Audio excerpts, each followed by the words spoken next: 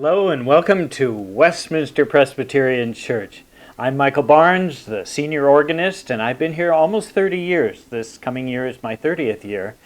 When I first auditioned for Westminster to be the organist, the issue of my being gay never came up. About 2 months later, a photo of me appeared on the national news show 2020, hosted by Barbara Walters. And so I was outed to the nation.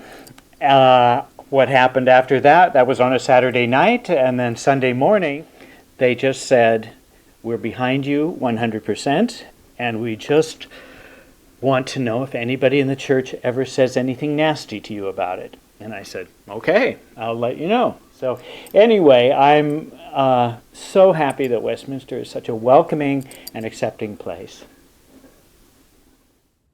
I'd like to share how much it means to me that Westminster Press is a welcoming, open, safe faith community for LGBTQ folks and allies, of which I am one.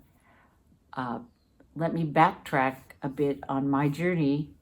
In 2016, our only daughter came out as transgender or gender fluid. So I had coffee with a friend from San Jose, where we had moved from, who was now in Portland and was very affiliated with Westminster, named Lee. And she said, you just got to try Westminster, Linda.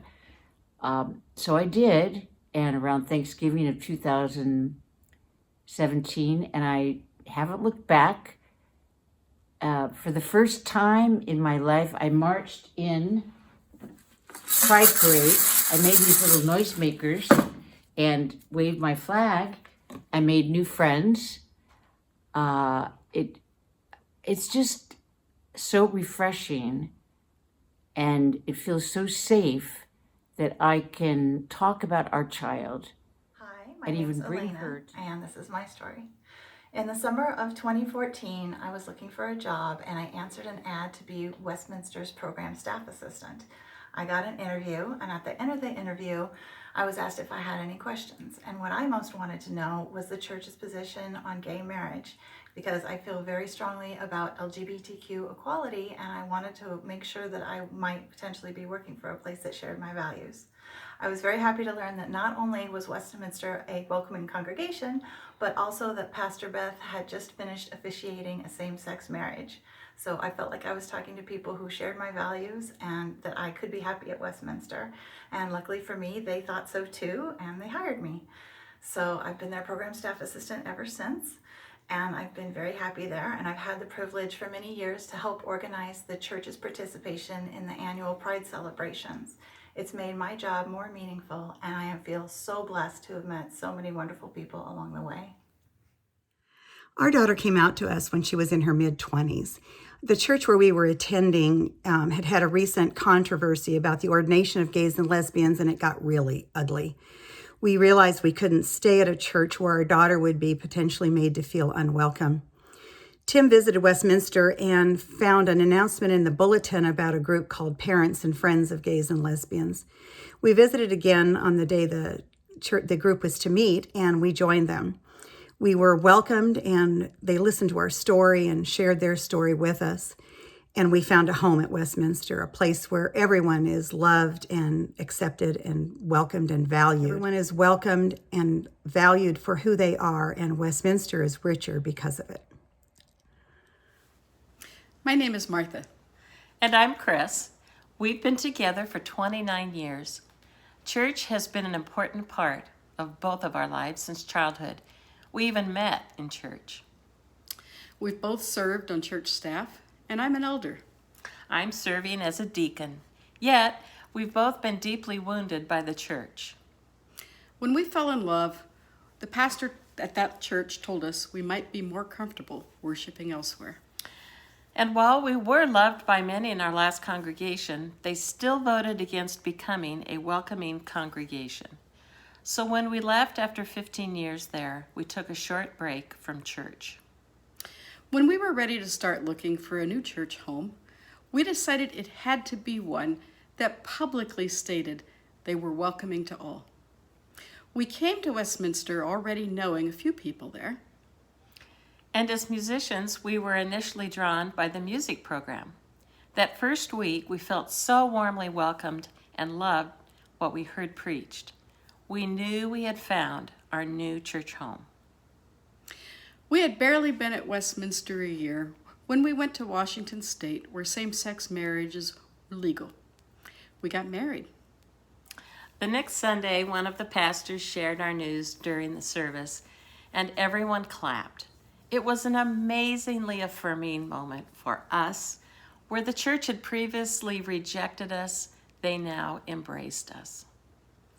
We've marched in the Pride Parade with Westminster and are active in the Pride Fellowship Group.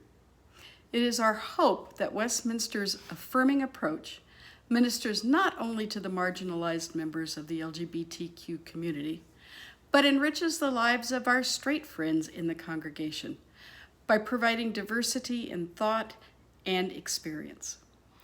We are so blessed to have found this wonderful family of faith. We know you will find open arms here. I grew up in a monoculture, a small town in the Midwest with very little diversity.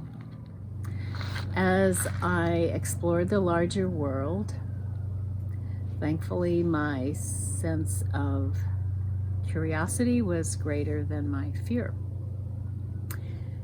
And I was able to move from having judgments and opinions to having more tolerance, to becoming accepting and welcoming, and finally very grateful for all the wonderful people who have chosen to make Westminster their spiritual home.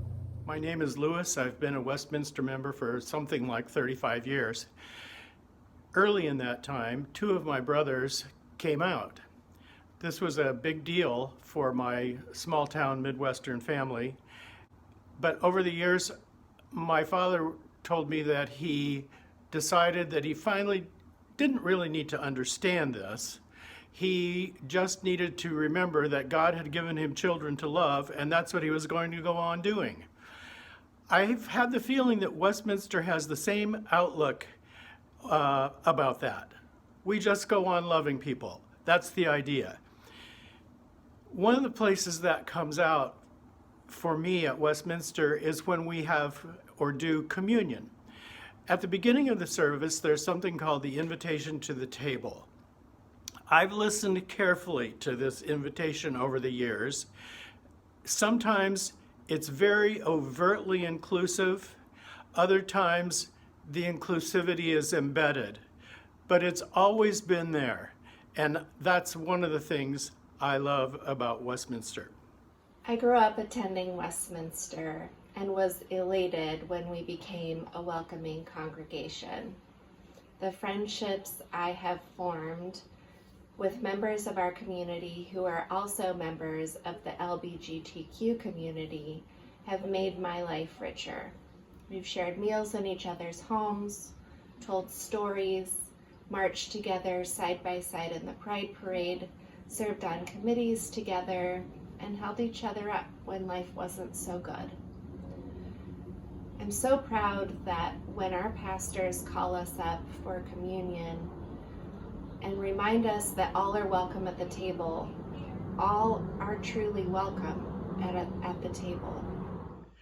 I'm Jason, and this is my fiance, Greg, and we've been a part of the Westminster family for several years now, and we really love it.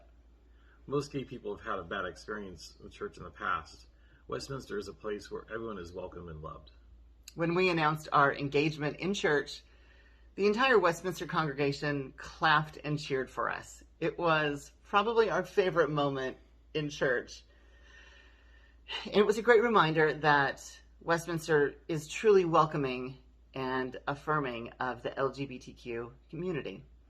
So to answer the question, how have we been affected by being a part of a church community that is truly welcoming to everybody?